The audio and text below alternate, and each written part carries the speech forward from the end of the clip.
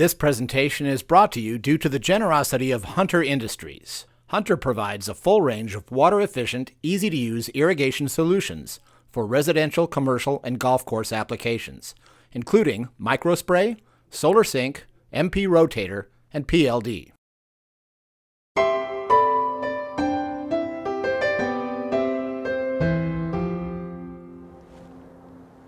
Welcome to the 2012 San Diego Native Plant Garden Tour hosted by the California Native Plant Society and Hunter Industries.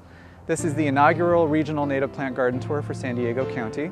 We have 27 gardens stretching from Chula Vista all the way to Fallbrook.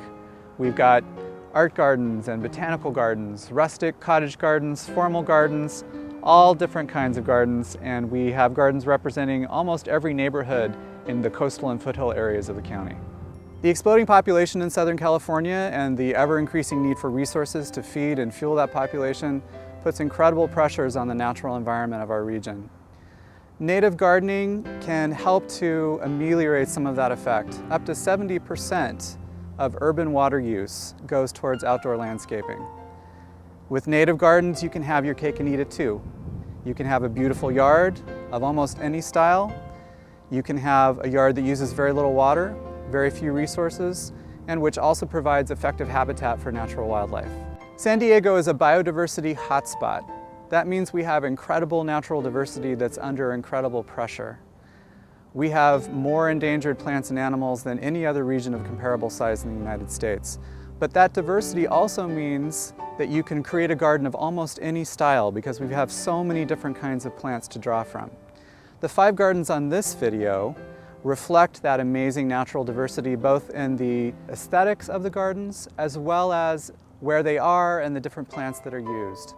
Also, we have a 6th garden featured that is a long-time conservation and volunteer project through the CNPS San Diego chapter in Old Town San Diego. The idea for this garden came when I lost my children to moving out of the house. What do they call it? Empty nest syndrome. I didn't want to just sit at home and get old. And then I got breast cancer in 2004. With the radiation and everything, it was so draining. I had no energy. And I just felt like I had lost so much. So then after that, we decided, after we moved into this house, it was all grass. We decided to go ahead and put in what I'd lost, which was the native landscape. This is a restoration landscape that's located over about 7 acres within a homeowners association. This project was made possible through a grant through NRCS, which is Natural Resource Conservation Service. And the conversation started about public funding that's available to private landowners for restoration. So the idea expanded from just a few trees to a total restoration. Well, we are on the outskirts of Escondido, and we are right beside Lake Hodges in the little community of Del Dios. I'm not sure how I found my way to Las Politas, but I did, and they were very helpful. And they said, I think I know of a chap that can help you, and his name is Greg Rubin. He's the one that chose approximately, the first plant was 640 plants, and we put those in 2006. Every year when this garden starts its first bloom, because I can count at least 3 times during the year when it blooms anew, I have my docents here for parties, I have my colleagues come, I have an open house on a Sunday afternoon to have everybody come in, and I just become the docent for the garden and teach them about it and talk about it. Well, what brought me to native gardening was the water crisis in San Diego. We looked at our yard and it was all grass. And I felt like a very irresponsible person.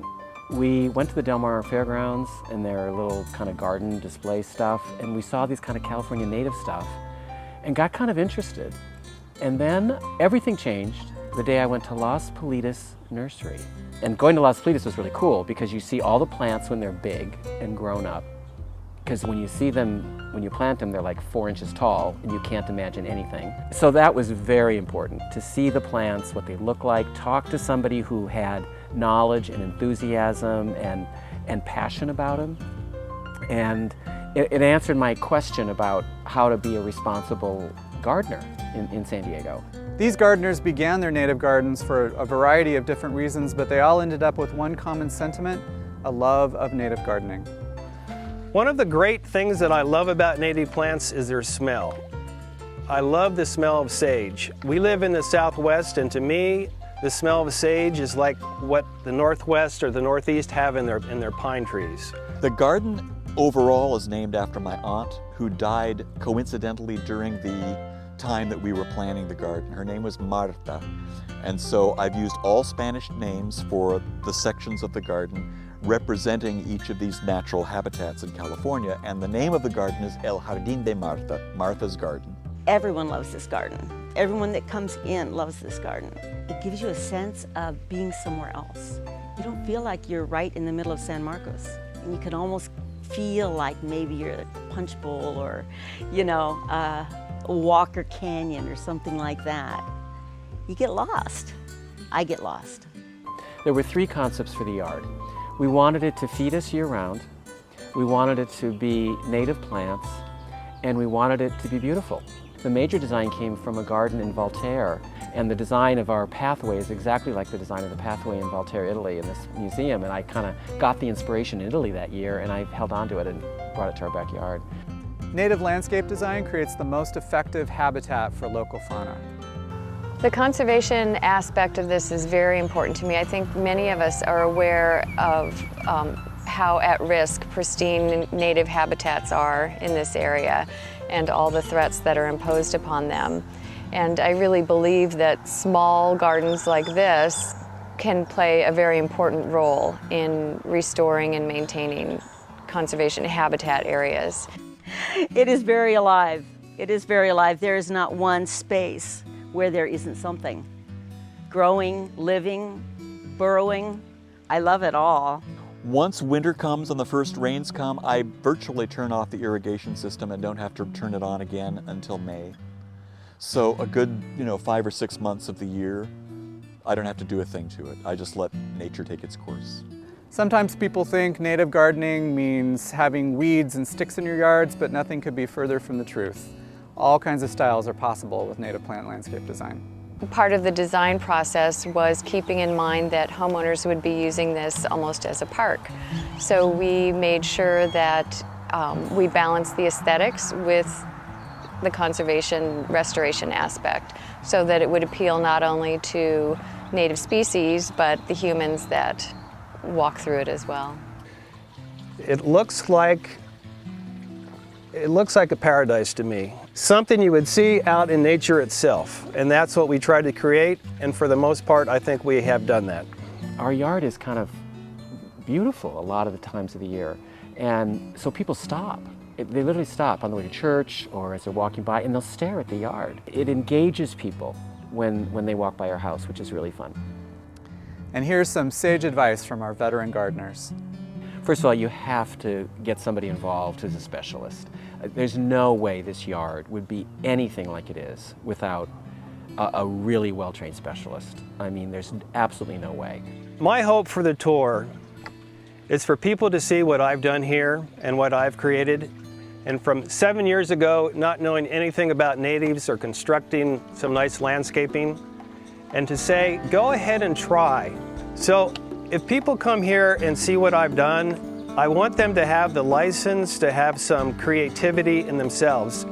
Planting a native garden will be one of the most life-affirming things that you've ever done.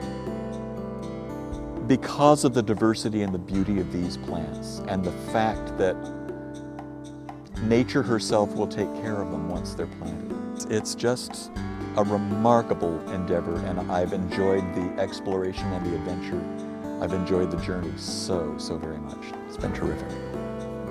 The San Diego chapter of the California Native Plant Society has many important conservation projects around the county.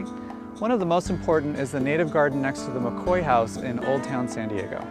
This was the original Spanish, Mexican, and then American settlement in California. It was also a Kumeyaay Indian village for tens of thousands of years prior to that.